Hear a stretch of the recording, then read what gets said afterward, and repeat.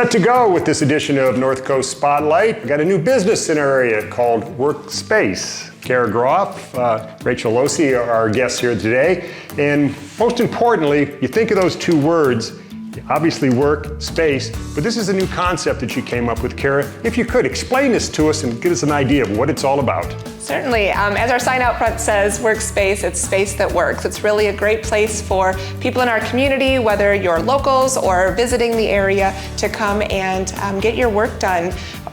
Connect with other professionals. We are going to be really community-centered, community-focused, where we can develop a directory of all of the members and people that are utilizing Workspace, so we can network together and really help each other grow our businesses. We think about business today, especially offices that we have here in the area, and I know there's been some changes in the industry. People don't go to the office quite as much as they do before, but when you start to think about trying to promote this and marketing this, and I know this is your area of expertise, Rachel, if you kind of explain, how do you get people to want to do this from a marketing standpoint? Well, Kara and I talked a lot about post-COVID. COVID changed so much for people where we all started working from home, and now we think people are lonely and they're missing that community aspect of working together with people, making those connections like Kara said. So that's really our driving point, is to market the community that people are going to get when they join Workspace. It's more than just a conference room or a meeting room. It's a place to do projects together, even for high school or college students, more than just freelancers or entrepreneurs. Again, just bringing people together. That's an important thing. You just mentioned bringing people together, because we've become so accustomed to our computer right there. We're FaceTiming people on computer, but we're losing that personal contact and the individual opportunities to sit down like we are today and communicate. But we take the space that you have here today, and it has a variety of uses too. It's just not, as we're in a conference room here, it probably could seat, 12, 14 people, but you have other ways in which people can utilize this space as well. Absolutely. So one of our rooms that we're most excited about is our hourly meeting room. So it's a room designed for maybe 5 to 7 people to come together and have a meeting. We have a lot of realtors that are really interested in using that space, and you can book that online hourly. Just jump on the calendar, see when it's available, and have a meeting. So if you have a client and you might want to go to a coffee shop, you might want to go grab a bite to eat with somebody, but if that isn't really the right feel, you can just book our meeting room for the 1 hour or 2 hours, however long you need it, and have a quiet place. We'll also have private offices. You can rent daily or monthly, we're looking at. We'll have shared office space. We call them dedicated desks. So there may be 4 in an office, and you can book one of those for the month. So you know you have a private desk that's just for you. We'll have a file cabinet there with a lock, so you could leave some of your personal belongings if you'd like, and you could show up every day, maybe once or twice a week, maybe every day, all 7 days if you're really busy at work, just for a couple hours, come and go, have 24-hour access. And then one of the most exciting spaces that is not quite yet complete is our open hot desking area. So that's what was that? Hot desking. So hot desking or hoteling, some people call it. It's a big open space. We kind of say it's along the idea of back in our day when you'd go to the library and you'd find an open seat and sit down at a computer and work. Okay. Now you're bringing your laptop, your computer with you probably, but you pick a seat. We'll have small 2 to 3 person tables. We'll have regular tables, long tables where you can share with other people, or high top areas. We'll even have a fireplace with some comfortable furniture. So you can pick what area works best for you, sit down and get your work done. Well, one of the things, obviously, in the 21st century, the different amenities that you can offer people from an office standpoint. I'm sure you have many of the things that are necessary today for communication, whether it's just local or even going outside the area, being able to communicate around the state, et cetera. Yeah, absolutely. And I think to go off of the spaces Kara talked about, something unique to Workspace is going to be our content creation studio, to bring people in who want to do a podcast. Yes. Maybe they want to film content for social media. We're going to have a space dedicated to that with all of the necessary equipment that they will need. So whether it's microphones, a camera, a ring light, that will all be in the studio. Most people will bring their phone in, set it up on the tripod, and be able to film anything that they need to without having to have the expense of maybe creating an in-home studio where they don't want to have all the equipment necessary there. We'll have it here for them. I think of this facility and I look at it, this was the old Oheb Shalom, as we know, the temple that was here for many, many years. But the question I got is, you start to come up with an idea and a concept. What was the trigger point for you to say, I think I got an idea, I think this is something that can work? What went off and then clicked and the light went off? It actually started a little earlier. As a lot of people know, I own Groff Funeral Homes and Crematory next door, and the community at Oheb Shalom Temple, they have always been so gracious allowing us to utilize their parking when we had large funeral services. So when they came and said that they were going to close their congregation here and the space would be available, I of course wanted it immediately because of the parking lot. Everyone's working from home, they're in the suburbs, they're coming our area or coming our way quite a bit. And so there were lots of opportunities for us to work with those professionals, work with those entrepreneurs, and give them a space to get out of their home. So I had some really great meetings. One of them was with Joe Roman, our interim Erie County Chamber of Commerce president. And Joe and I were having a meal together. We were talking. I said, hey, if you had a 3,000 square foot building in Erie County, what would you do with it? What do you think we need? And this was after I had a real loose business plan for this concept, and he said a co-working space. And so that pretty much solidified it. From there, I sort of stopped my research and really went into action mode, planning mode, and we began construction, I'd say about 6 months after that.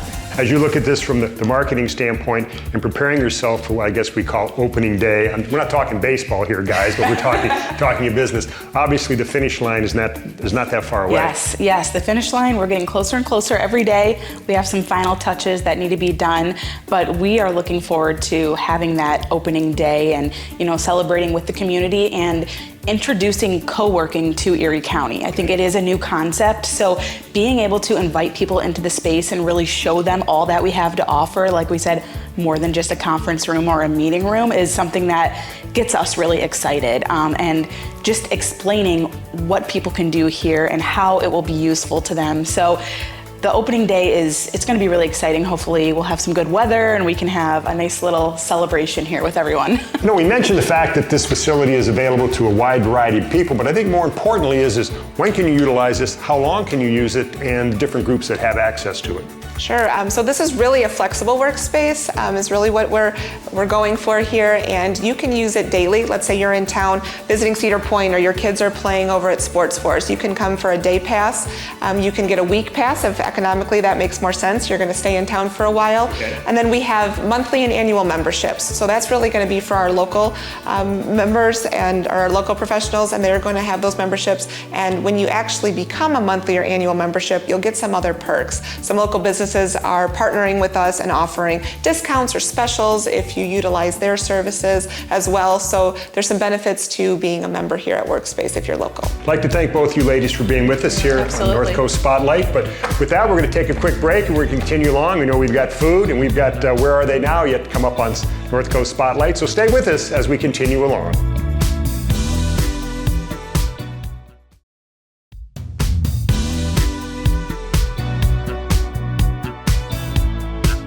From workplace to fun place, we're talking food as we're here in Washington Park in downtown Sandusky, and certainly a great place to come down and visit because you can see the flora and the fauna, always 5 stars. They do a great job here in Sandusky.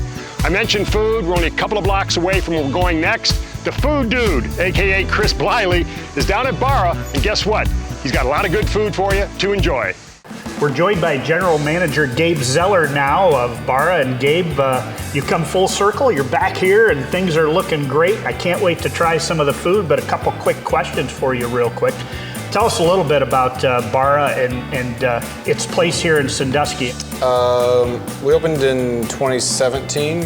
I was the first operator of Barra. I did the first menu, and we just released our second menu after 7 years.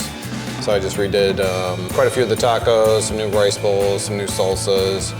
I'm back as head of operations, overseeing quality control of all of the food and all of the service. So excited to be back. And we're in the upstairs location, Ariba. Yeah. And is there a plan for using Ariba this fall and later in the summer and fall and into the winter, or you're not really sure what the plans are? There's a semi-plan in place. Want to get downstairs focused and kind of rolling again, and there'll be a plan for Ariba in 2024, yeah.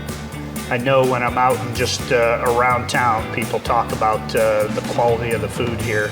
you're not a Mexican restaurant, more of an upscale taco place. Yeah. We're going to get to try some cocktails. We're going to try some tacos, some of your salsa here. But did you bring back the candied bacon? People have asked that, but it really wasn't one of our most popular items when we first opened. There was only a handful of people that ate it, so it wasn't hugely popular, but there was a handful of people that did love it. So I'll bring it back as some specials here and there. So. And special nights, your tacos all the time here, but do you do a Taco Tuesday? Is there any special happy hours and things like that? Taco Tuesday is coming back in September. It's going to be $1 off every single taco. We do a happy hour Monday through Thursday, 3 to 5. That's $3 salsas, $3 Pacificos on draft, and $7 margaritas.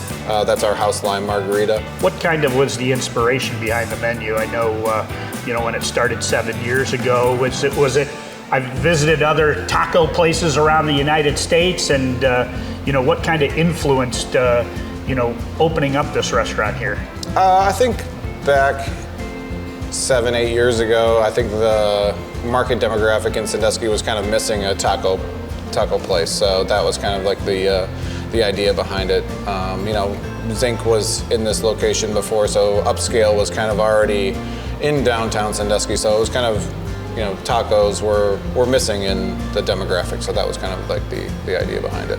I'd love to talk to you some more, but we can talk after we try some of these great cocktails and some of this food that you're about ready to bring out. So without any further ado, let's try some food. Absolutely.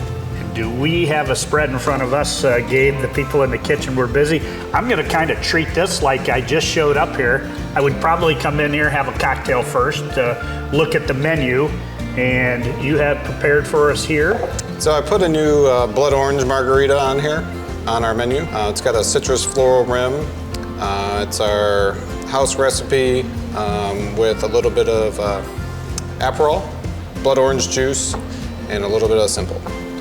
That is unbelievable taste, but that could be dangerous because going down, it just tastes like, smooth, citrusy taste. You don't taste the alcohol in it, so congratulations on that cocktail. Everybody that's had one has had two.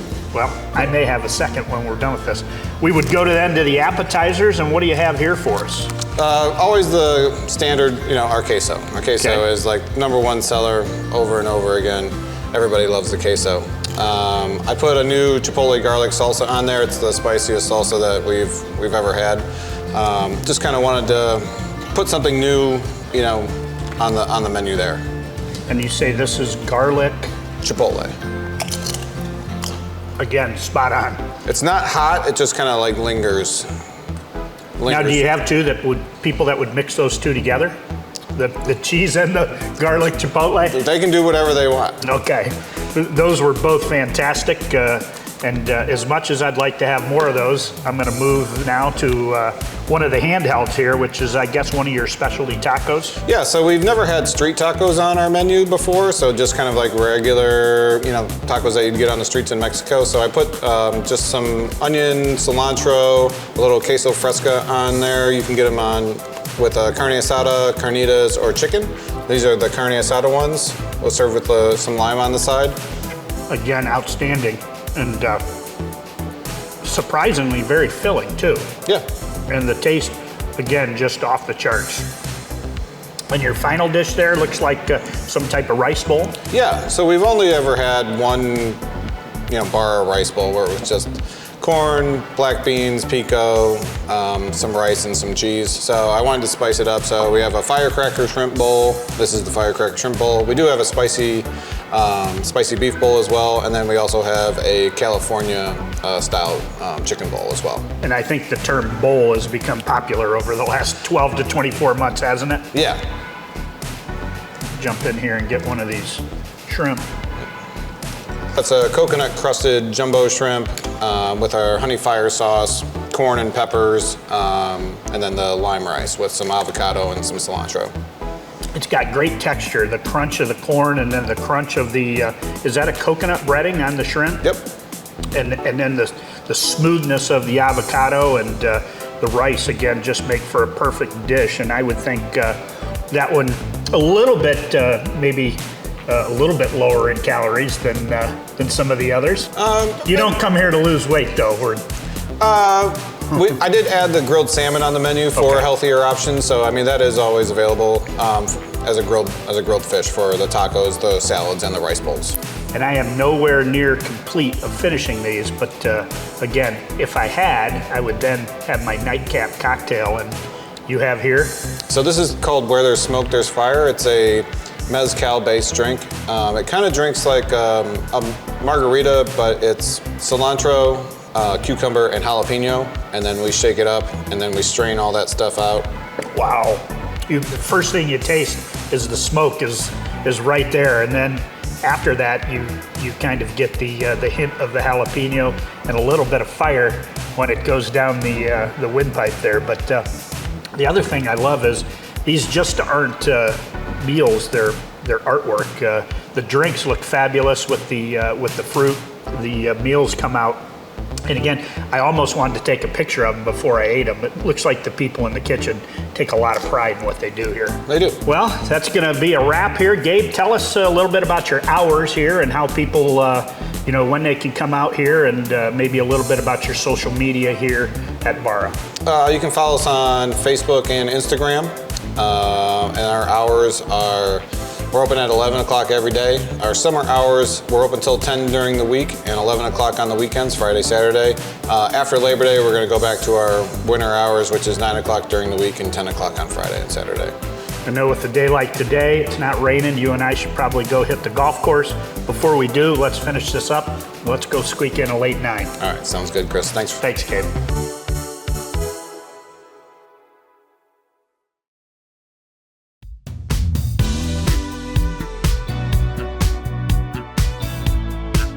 Now we're going to talk sports. Mike Lilge had an opportunity to get together with one of our better athletes we've had come out of our area. If you follow sports, you know we've had some quality high school athletes, had some exceptionally good collegiate athletes, but we've got a pro football player for you. He resides over in Huron, and Mike Lilge's got the call. Now we get a chance to talk with one of the better athletes that we've had a chance to cover in our 10 years here at BCSN Erie. And unfortunately, we only caught the very end of his senior year because of when we went on the air. But we're lucky enough to be joined by Cody Thompson, a graduate of Huron High School 2014, went on to the University of Toledo, and now is a member of the Tampa Bay Buccaneers. Thanks for joining us, Cody. And it's fun to catch up with you. I did a lot of your games on the radio when you were in high school, both football and basketball. I feel bad that people didn't get a chance to watch you on TV like they get a chance to watch the kids today. Yeah, no, thanks for having me. I wish you guys could have caught more of it, but I'm very familiar with BCSN and all that you guys do for like the local sports teams. And I think it's awesome that they kind of have a network like you guys to kind of capture everything. Well, I want to start with basketball. I know you're more known for football these days, but I think a lot about when you were going through the area, the SBC and basketball. It was really a time when there was as much talent probably as we've ever had. What was it like night in and night out for you out there on the basketball floor? Yeah, I mean, you kind of said it all right there. There was a ton of competition and a lot of really good athletes, like you said, Perkins, Norwalk. I mean, even all the other schools like Vermillion, who was always good. And back then when the SBC was 8 teams, and now I don't even know kind of how to keep the conferences straight anymore. But yeah, there was athletes and good teams all around, so you kind of had to bring it every night. And friends with a lot of those guys that I played against in high school still. Well, let's talk about your time at Huron as a football player. First off, I got your contact information from Coach Tony Legando. What was it like playing for Coach Legando, another one of my favorite people? Yeah, amazing. I mean, somebody with that much experience, that much respect. I mean, not just among the players, among the community, among his peers as well. Very knowledgeable person. And I think what was great about him is he was a great coach, but a great person, and kind of instilled a lot of life lessons to like all of us since, I mean, I was a water boy for his team when I was in 5th, 6th grade, I think. So I was around the players and him and the coaching staff all the time. And it was amazing. I learned a lot from him. I think we learned a lot from each other. I still keep in contact with him to this day. I was just over at his house the other day, actually, for a little get together, and we had a great time together. I mean, I'm sure we butt heads every now and then, but usually he was always right. But yeah, it was good. We had a great 4 years. We had a really good team, a lot of good coaches, a lot of really good players that made my job easier as well. I mean, I know a lot of people knew my name because I was the quarterback and I always had the ball in my hands, but there was a lot of people that kind of helped me have the success that I had. So what was it like to take that mantle to be the quarterback of the Huron Tigers? Well, if we backtrack a little bit, so I was competing as a sophomore to be quarterback with some upperclassmen, and there was a couple guys that were good and probably better than me at the time, and so they threw me in at receiver for my sophomore year, and I had a great year, at least in my eyes, and I fell in love with the position, and I kind of wanted to actually stay at receiver because I loved it. I mean, I had fun, I had success, and then when coach asked me, he's like, "So you're gonna play quarterback?" I kind of was like, I feel like this is a rhetorical question a little bit, and but eventually, like I came around to it, and like I mean, who doesn't want the ball in their hands every play? But I had a great experience. I loved it. I mean, like I said, who wouldn't want the ball in their hands every play? And I had opportunity to get it to the playmakers around me, whether it's receivers, running backs, or anybody. But kind of fell in love with the position. I kind of always knew that I wanted to play receiver at the next level, though, and so I kind of practiced at that, and then went to all the camps as a receiver or kind of like an athlete, as they kind of have it nowadays. But I loved it. I had so much fun. I missed those days. Like you said, very tradition rich. It was an honor to be the quarterback there, and it was a great experience. I wouldn't have changed anything about it. Obviously, you end up at the University of Toledo, but what was that recruiting process like for you? Were there a lot of schools coming after you, or were you pretty much zeroed in on Toledo early on? So like after my sophomore year, when I kind of realized that the next level was an opportunity at like maybe a higher level, like Division 1, and I knew I wanted to play receiver, I started going to these camps and these showcases or whatever they may call them nowadays. And I had some teams interested here and there, and then I remember it like it was yesterday. I went to a Friday night lights camp at Toledo. My dad took me. I remember I had the ACT the next morning at like 7 a.m. And this was a camp that was at like 7 o'clock or something like that at Toledo. So it was like like a Friday night lights camp, like I said. I had a great camp. And then after the camp, I said, Jason Candle, who's now the head coach, he was the receiver coach at the time, was like, "Hey, like Matt Campbell, I'd like to talk to you." And me and my dad went up in his office and he offered me right there on the spot. And it was like the most surreal, one of the happiest moments, honestly, of my life to this day, just because somebody finally believed in me. He's going to give me a shot. I mean, a full ride scholarship to university to get my degree, to go pursue my dream. It worked out well, made a lot of great friends, got 2 degrees, a lot of relationships that I still hold near and dear to this day from my experience there. Well, as you go through your career at Toledo, you're a standout wide receiver, but you also made your name as a special teams player as well, especially that play against, was it BMI, where you picked the punt right off of the kid's foot in the end zone and got the touchdown, and the clip was everywhere on SportsCenter, BCSN, it was everywhere. What was it like to see yourself all over the sports universe making a play like that? Yeah, I mean, I still get that play sent to me. I mean, it's posted on SportsCenter. I don't even know, a couple times a year, and it gets sent to me all the time.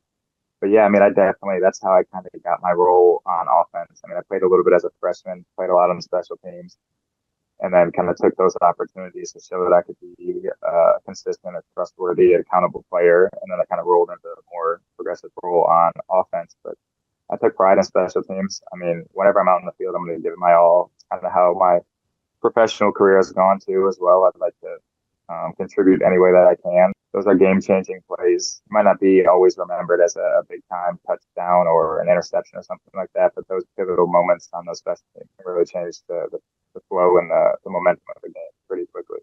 Then you get to draft weekend. Did you think that you were going to be taken? Did you think you were going to be an undrafted free agent? Did you have any kind of sense going in? And yeah, I for sure thought I was going to get drafted. So, I mean, that was a long weekend.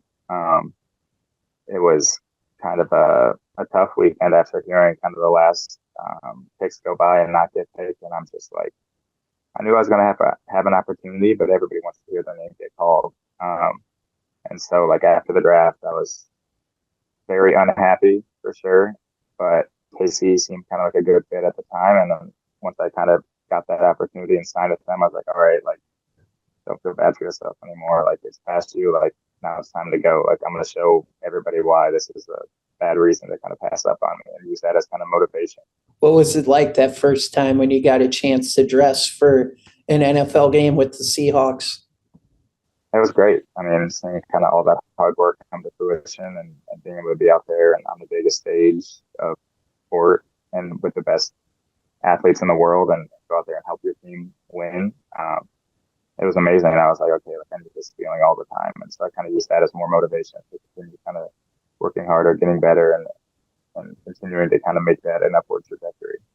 Well, and last year you got a chance to get out there. You have a catch for 10 yards in one of the games. That had to feel really rewarding, knowing that all the hard work you put into it, you got to go out there on the field and make that play for your team.